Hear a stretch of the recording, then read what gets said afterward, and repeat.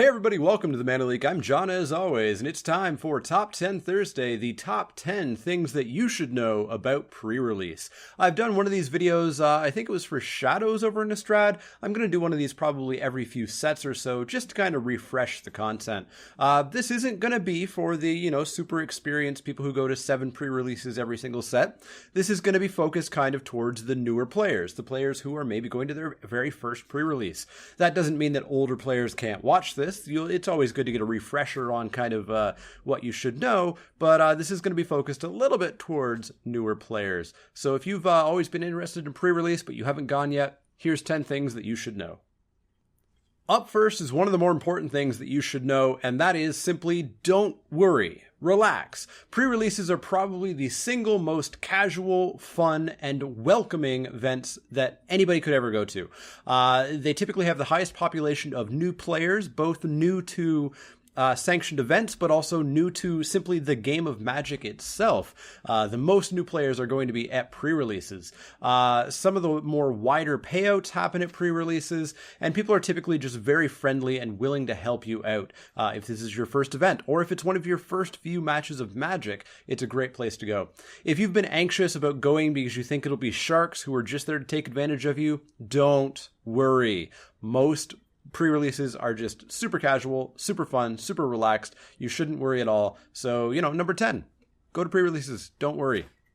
Number 9 is, if you can, bring a friend. This isn't totally required, and if you don't have anybody who plays Magic to go along with, don't worry, you will make new friends. You will meet new people. People will be there willing to talk to you about Magic. You both have a shared interest. You're there. You both like Magic, and there's a new set that you're both excited about, so it's not required. But if you do have a friend to drag along, or if a friend already goes to pre-releases that you know of, go with them. Bring a friend along with you. It's great to have somebody there between rounds to talk about bad beats or awesome victories. Definitely, if you can, bring a friend. As well, deck building is very casual. You can help each other build your decks. Don't share the cards. Your pool is your pool. But you can absolutely give advice and talk about different things. You can help each other. It's great to have a friend if you can. If you don't worry. Totally not required. But if you can, it is great to go with a friend. So number 9, bring a friend. Number 8 is come prepared with the accessories that you need, or come early enough that you can buy them from the store that you're going to. I strongly recommend, to the level of basically suggesting that it's required, that you bring or buy sleeves. Sleeves will protect your cards. They'll make them easier to shuffle. They'll prevent cards from being marked, in which case you could, you won't get any sort of penalty at a pre-release for having a marked card, but you will have to fix that. The judge will, help you fix that. But sleeves just solve all of those problems. So definitely get yourself some sleeves. As well, the other thing that I strongly recommend, and a lot of people still don't do, is bring pen and paper for keeping track of life totals. Your pre-release pack will come with a spin-down die that will allow you to keep track of your life, and a lot of people use those, but a simple knock of the table and your die goes flying, and your life total is now who knows what. If you don't remember what it was, how are you going to figure that out? As well, it doesn't keep track of life total changes, which pen and paper does. And so if there's a discrepancy, you can go back and say, okay, well, I took 2 here and I gained 1 here and then I took 3. Oh, I missed. I should have gained 1 here. Pen and paper, please use it. I know many people still will not use it, but it's one of the best things that you can bring to a pre-release. Beyond that, playmat, dice, tokens, those are all nice to have, and I use all of those, but they're not required. But if you want to look like you know what you're doing, if you want to have that playmat, if you want to customize your sort of play space with the color of dice that you like, etc., make sure that you do bring all of that. Up next, not only should you come prepared with accessories, but you should also prepare yourself knowledge-wise. Some people really love showing up to pre-release knowing nothing about the set. Their first sighting of a Kaladesh card is when they open that pack, and that's fun, and I totally understand that. But, very frankly, you are not going to win anything if you do that. You should prepare yourself with knowledge about the set. Read set reviews, listen to set reviews. I, of course, do a set review. The first one will be up probably less than 24 hours after this video goes up tomorrow. If you're watching this the day it goes up anyways. But yeah, prepare yourself. Listen to set reviews. I strongly recommend LSVs over on channelfireball.com, as well as limited resources at lrcast.com. And of course, I recommend my own set reviews. But prepare yourself knowledge-wise so that you can be ready to compete at some sort of level. At number 6, we have one more piece of be prepared advice, and that is be prepared for a very, very long day. Many events will cap at three rounds, so they'll be relatively short at only 4 hours or so. But many other events do go 5, 6, sometimes even 7 rounds, and that's going to be, 7 hours of playing Magic, plus upwards of an hour doing deck building, maybe a break for lunch or supper in there. You should be prepared for a very long day. Bring water, bring snacks, know where the food options are around the store, or does the store have food itself, find washrooms, etc. Be prepared for a very long day because they can be very, very, very long. At number 5, we have pre-register.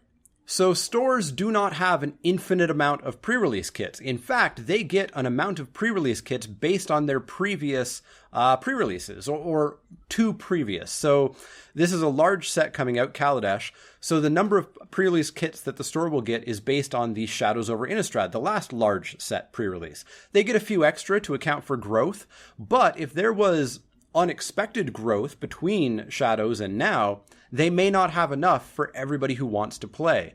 So most stores will allow you to pre-register. You go in early, you put down your money, maybe you just put down your name and you still pay on the day of, but you can guarantee yourself a spot in that event. And I strongly, strongly recommend doing that. It lets the store know how many people are going to come so that they can prepare accordingly. They can set aside everything they need, set the store up or the venue up properly, and it saves you from disappointment from showing up the day of and being told, sorry, there's no spot for you. So definitely, if you can, pre-register as soon as you know that you're going to go. Into a little bit of Kaladesh specific information for number 4, or I guess actually this is going to be for all at least near future releases. Rarely, probably 1 or 2 packs in the entire pre-release, given a mid-sized pre-release at least, there will be a special foil card in the pack. And this is called a masterpiece card. The foiling is going to look interesting and it's going to have a totally different border, and you've probably heard of these already, but if you haven't, these are almost universally expensive cards. I'm talking tens of dollars up to hundreds of dollars. Protect these cards. Don't let anybody try to fleece you and say, oh, that's not that great of a card. Here, I've got one that looks a lot better. Trade ya. Be careful, know the value of those cards and all your cards in general. Generally, most stores will have already kicked out and weeded out those terrible people, but they do exist out there. So just be aware there are some ridiculously valuable cards that could be opened. So make sure that you do know your trade values. And if you're not sure, look them up on your phone, get somebody else to look them up, ask the store owner themselves, but be careful. Don't get fleeced on trades. There are jerks out there. Not many, but there are some. So the only real strategy that I'm going to offer you for pre-release in this video is build a 40 card deck. Not 41, not 45, not 60, build 40. If you're new to Sealed or new to Limited or new to Magic in general, this may sound a little bit strange, but you should only build 40. It's the minimum. There's no maximum, but it really should be your maximum. So the general consistency that you want is 23 non-land cards and 17 land cards. There's some reasons to change from that, but as a newer player, I would strongly recommend you stick to that. And that results in 40 cards. But what if you have, 28 really good non-land cards? Why wouldn't you play them all? There's still going to be 5 worst cards in that pile of 28 incredible cards. And cutting those 5 worst cards will make your deck more consistent and more likely to win. So definitely stick to 40 cards. Don't go any higher. As tempting as I know it might be, stay at 40 cards, preferably 23 non-land and 17 land. Up next is a solid piece of advice for really any tournament at all, but especially for newer players: call a judge. If you have a question about something, if you're not sure how a card interaction works, if you're, have basically any questions at all, put your hand up and call for a judge. The judge will probably introduce themselves at the start of the event. If they don't, you should be able to find out who they are. They might be the person running the event. They may be playing in the event. I am a judge, and I do play in my regular events, at least. Any competitive one, I am only the judge. But in regular ones, in pre-releases, I do play. And I announce who I am at the start and encourage people to ask questions. Your opponent, ideally, should be telling you the truth and telling you how things work. If they don't, they're cheating and should be disqualified from the tournament. But any questions you have, the judge is there to answer them. That is the reason that they became a judge. They will be very happy to answer your questions. So if you have any questions, put your hand up, ask for the judge. They will run over and help you out. Finally, number one is a simple one. Have fun.